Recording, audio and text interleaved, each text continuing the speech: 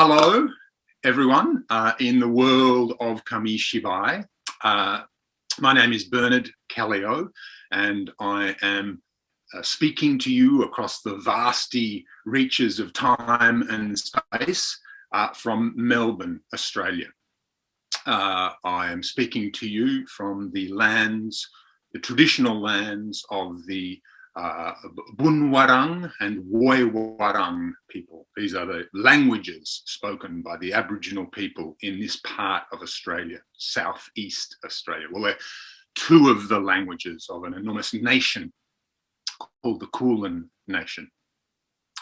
So I speak to you from a place that has been colonised and stolen from the Aboriginal people of Australia, and I acknowledge them. I acknowledge their continuing presence here. I acknowledge their elders from the past who bequeath us knowledge, who are here now in Melbourne teaching, and who will keep on coming in the past. This is Aboriginal country that I'm speaking to you from. It always has been, and it always will be. So yes, my name is Bernard, and I am a Kamishibai here. And I'd like to tell you the story of how I came to Kamishibai, what I've done with Kamishibai, and maybe some tips even as well, things that I've discovered about the ways to make it and perform it. I'm 52 years old. So I was born in 1968. And when I was at primary school, I discovered the two loves of my life, apart from my wife, who I would later discover. And the two loves of my life were comic books and performing. So I found Tintin in the local library, the Tintin comics, and just at school, at primary school, we would do little plays, and I really loved those things. And later, in the 1980s, when I got to university, I didn't do much study. I actually did a lot of theatre, which was like an elective on campus. But I also discovered that you could make comics. Not that I hadn't known that before, I suppose, but I started to make comics. So I started to make theatre and I started to make comics. But I'd always imagined that these were two very separate art forms. So I went along making comics, making theatre, enjoying myself very much. And then later in the new millennium, in the 2000s, I found myself working for Melbourne Museum, which is a science and history museum here in Melbourne. It has a section, Bunjalaka, which is a cultural section representing the life, work and culture of local Aboriginal people and dinosaurs and bugs, and it's that sort of museum. So I was working there. And I was part of the team who interpreted the material on the floor. We did little presentations and activities, that sort of work. Public programs, it was called. And one time, this email came around saying, "Oh, there's a program in Canberra, and they are wanting to send 5 science performers to Japan." Science performer. I thought, I don't even know what a science performer is, but that sounds like me. I, talk about bugs, and I talk about dinosaurs, and I talk about birds. That's science. I'm a performer. So I applied. I'd never really thought about Japan in my life before, and as a place to go. Anyway, I got in. Hooray. And so I fly over to Tokyo, and these 5 Australian science performers collaborate with 5 Japanese science performers, and we make a show. And it's great fun, but mainly I discovered Japan and fell in love. I can't even to this day explain why or what, really. It's a total mystery to me, but very much the aesthetics of the place, the relations, physical, social relations of the place really staggered me. Anyway, I came back sort of shaken.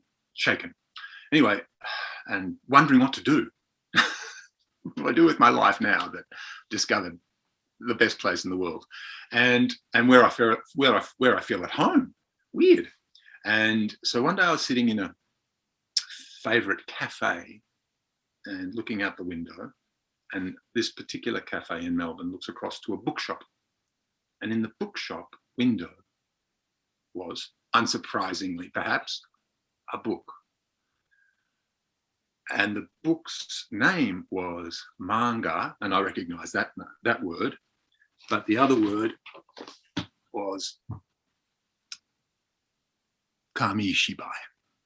And I wondered what that was. So I got out, I paid for my coffee, obviously, and I went around and I looked, and it said, the art of Japanese paper theatre. Lightning strike. Paper theatre. Those two things in this moment, this is 2009, in that moment, there was an absolute explosion of ideas in here. So at the time, and still, I don't have much money, so I rang up a benefactor and said, look, I need this book. And so they came into the city. I'm very, I'm a very lucky person in my life, and they bought it for me. Fantastic. And from this book, which I'm sure many of you know, I discovered this history, this world, and so immediately started making Kamishibai. So I'm just going to show a few sort of just flashing images here. So this is the first one I ever made. This is a title card, and this is The Legend of Rat Boy. And Rat Boy lives by the banks of the Merry Creek here, which is the near creek to my house, where I live with my wife and two sons. And I was performing this story, and a friend saw me in love with this form, Kamishibai form. She also saw it as she's also a storyteller, Jackie Karen, and she saw that the box was needed, the butai, the stage. So she had one made by a friend of hers. Beautiful. So we were borrowing, as I was making other Kamishibai, and we were borrowing this one butai back and forth. She'd use it to go to a school, I'd use it to do a storytelling in a bookshop, blah, blah, blah, blah, blah. Other friends saw that this was happening, and so they got the plans from Jackie and got this beautiful Kamishibai box made for me in 2014. And so this was made with the ideas from this friend, a woman, Fleur, and her bloke, Marcus, is a beautiful woodworker. So they made me this beautiful red wood, so it's an Australian wood, Kamishibai box. And so with this box, I've travelled, I suppose I should say, over Australia and quite a little places in the world. And I kept making stories. I perform a couple of pre-produced Kamishibai stories. One particular, the tongue-cut sparrow. So that's a great favourite with kids who I perform to. But I also have a story called A Box of Stories, set in Tokyo, and this is very much based on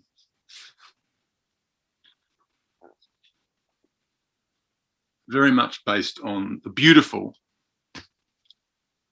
Alan Say book, Kamishibai man. So and this story I use when I'm talking to, well, anyone really, or performing to anyone really, to introduce the idea of Kamishibai, how it worked, because it's well, literally foreign from another country for us here in Australia, but it's also foreign as an idea. People recognise Punch and Judy as a street performance style, but this is strange, you know, to them, to audiences. I find that I'm usually introducing Kamishibai to an audience, and I would say inevitably they are delighted. So let me just talk about a few bespoke Kamishibai, just a few that were made specifically for different, for specific things. So yeah, here's one. And this reads, I've got about 10 words of Japanese, and here are like 7 of them. Kata suburi, soro soro nobore, Fuji no yama. So this is a famous haiku by Issa about the snail that climbs Mount Fuji. And so I concocted or confected a story around this of the snail here, Kata Suburi, who climbs Soro Soro, climbs Mount Fuji. So he climbs they climbs Mount Fuji, meets various. It's a pilgrim snail, and he meets characters, and finally escapes a very scary fox, and meets Issa, the poet, and they have a ocha, they have a cup of tea together. One gig, job. So one of my jobs, I work a few jobs here in Melbourne. One of them, you know, I'm about to go to work at a bookshop, for example. One job I have is that I have a agent who gets me work at schools. So I go to schools, and most of this is cartooning workshops. So I go with the kids. We make a little zine, comic book together. But occasionally I do get a Kamishibai job, which is great. I think I don't get so many of them just because it's, as possibly you know, as a maker and performer of Kamishibai yourself, it's kind of hard to explain what it is. You've got to show what it is. It seems to me, and particularly that word Kamishibai. I mean, it's a word that is very, it's warm and beautiful to me, but for other people, it's like, what? You know, is that something I eat? You know, what is it? So, you know, even using words like paper theatre are tricky. Anyway, but for this company got me this gig to go to Phnom Penh in Cambodia. Incredible, huh? And so I went to Cambodia, I went to Phnom Penh, and this is sort of, not often, but this is how sometimes things work out. I go to a place and teach to the secondary kids, the sort of, 13 plus kids. We do comic book work together. And for the younger kids, for the primary kids, I perform Kamishibai. And if we've got more time, they make a Kamishibai. So that's sort of the way it divides up. So that was a great trip. You know, I went to Angkor Wat. You've got to go to Angkor Wat. It's amazing when we can travel again. And so that was an amazing trip, I don't know, 5 years ago.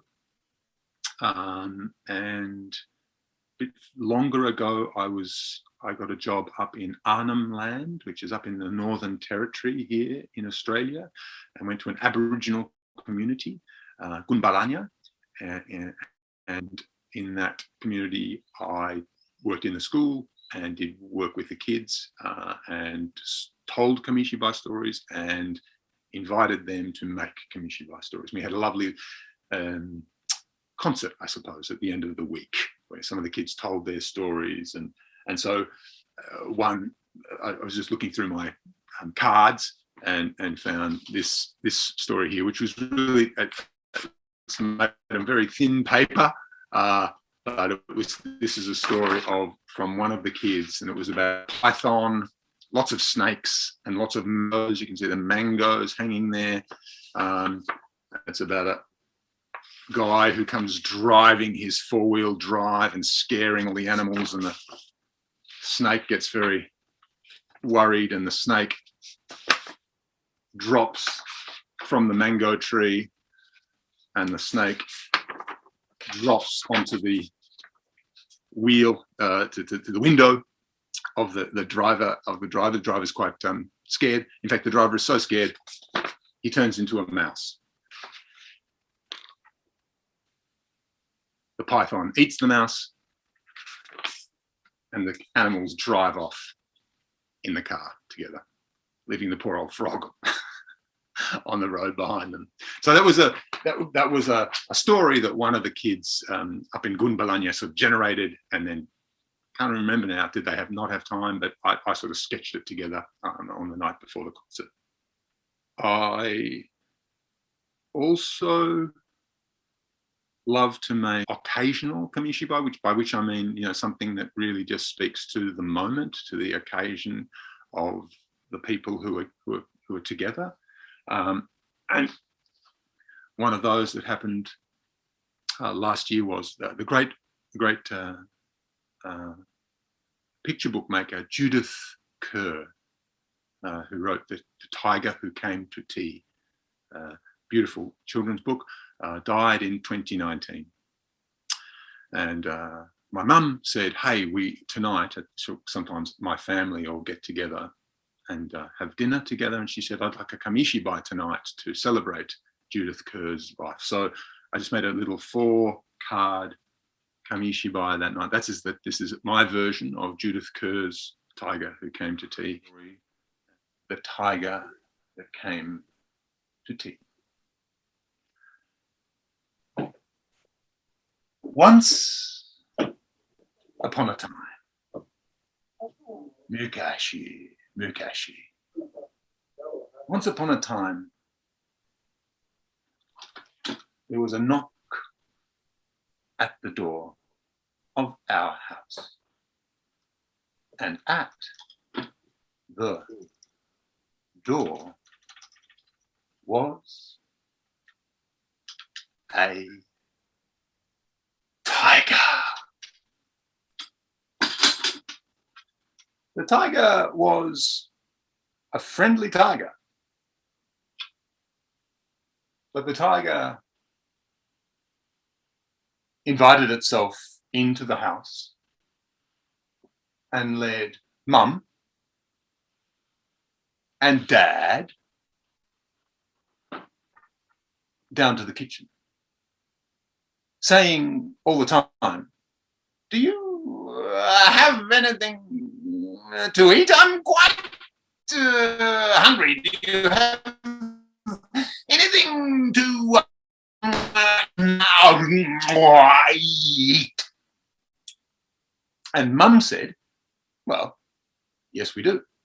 And Dad said, "Well, we do, but we are having people around tonight. Our sons and daughter are coming around, and they're going to eat."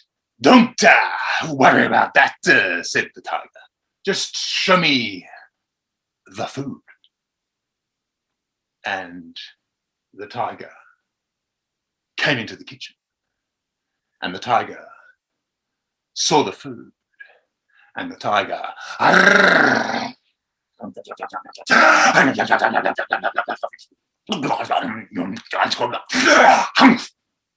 ate all the food. And Mum looked at Dad, and Dad looked at Mum, and they said to each other, "Well, we'd better get into our little yellow car and go to the supermarket and buy some more food, because the family will all be here in a minute." And the tiger went off one way, and Mum and Dad drove off to the supermarket. Which is a very well named market, because that night, in a super person sort of way, it allowed us all to have dinner. And so that was a little story, very, very little, that I made over a day, really, to celebrate the life and work of Judith Kerr. Vale, Ave Aqua Vale, Judith Kerr. So, so I just want to speak about one last sort of project, I suppose, that was very significant for me. In Melbourne, we have a children's theatre group, children's theatre company called Polyglot. After the tsunami in Japan, Polyglot were commissioned to go to a town called Minami Sanriku, which is north of Sendai, on the Tohoku coast there, and do actually different countries apparently had different towns along that coast, along that devastated coastline, and different countries rather were given different towns to work with. In Australia, was designated Minami Sanriku, and our Prime Minister at the time, our only female Prime Minister so far, Julia Gillard, is warmly remembered in Minami Sanriku because she was the first leader, international leader, to come. I think she gave them well, many things, but a koala bear doll. Yeah, she's remembered there. Anyway, Polyglot had, this theatre company had gone a number of times, and I think by now they've gone to Minami Sanriku 3 or 4 times. Anyway, this was the second trip in 2014, and I was somehow, thankfully, asked to go.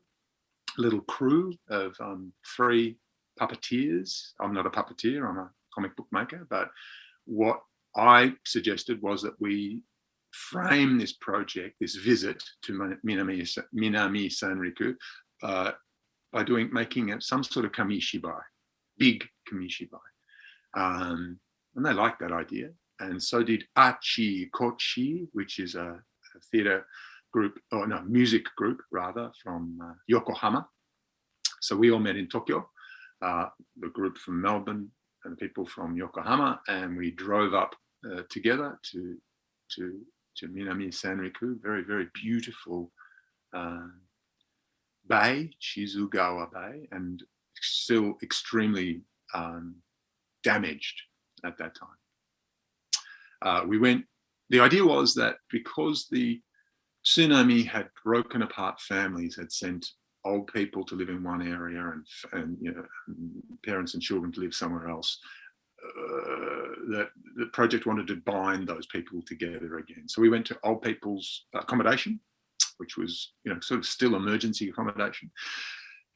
And we talked to them about a good story that we could take from them and work with the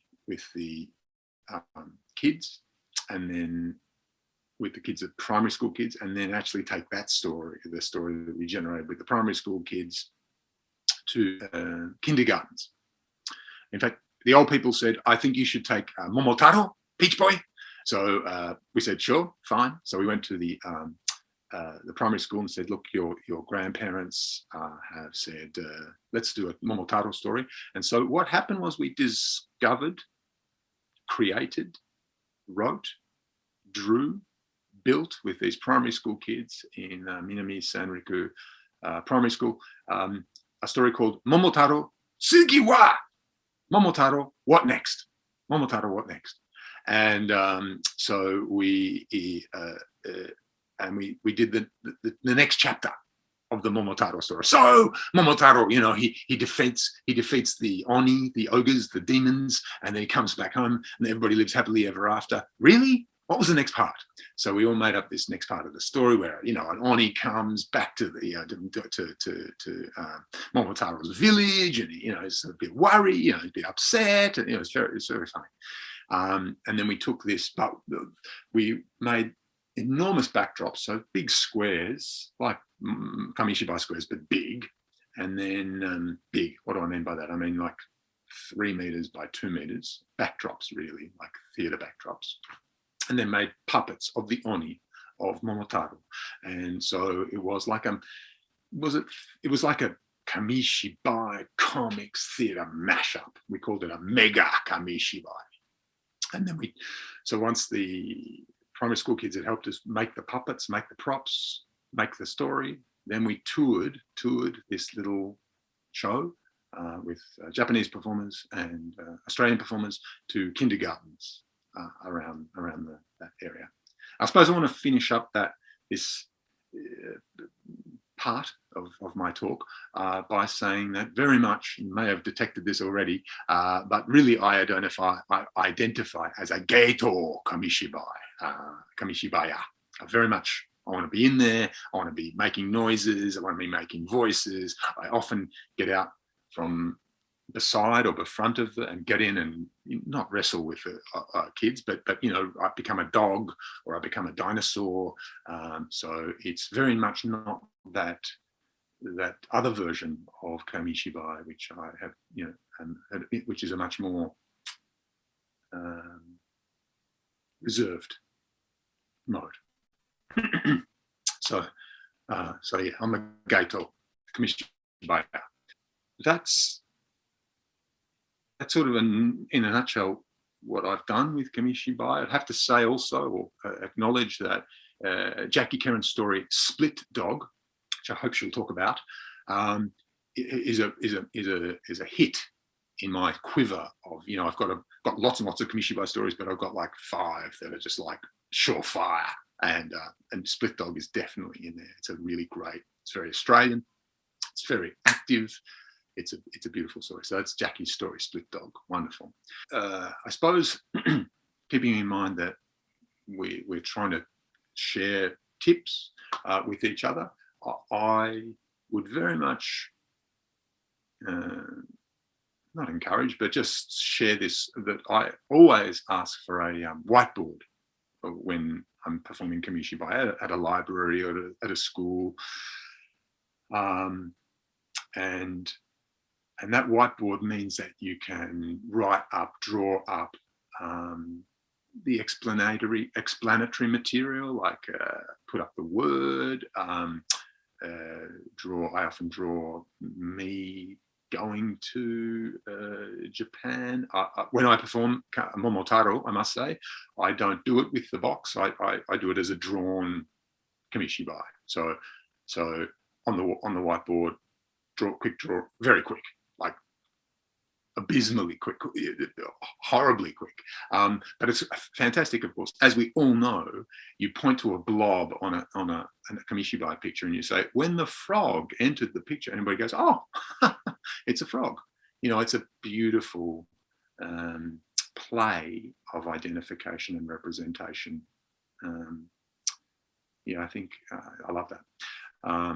So I do Momotaro on the board, a drawn Kamishibai. So yeah, I suppose I just say that really. That's my number one hit of good things to do with. And I suppose, having said that, let me say something else, which is that, and probably everybody knows this, but you know, it's so good to have a little sing-song rhyme or something that the characters sing a number of times. During the story. So, for example, in my cut-tongue sparrow, the old guy who's going to look for the sparrow sings, "Where, oh, where is my little sparrow? Where is she? How is she? Where, oh, where is my little one?" And what that does, I think, is it, and he sings that like 3 times in between the different people that he meets. I think yeah, it makes these things, I think Kamishibai are sort of like songs as well. And on that note, see how I've tied that all together? Songs, note, amazing. And on that note, I'd like to say thank you very much. Thank you, particularly to Tara and Donna and Walter for setting this up and getting us all in communication with each other and saving the world, really, through Kamishibai.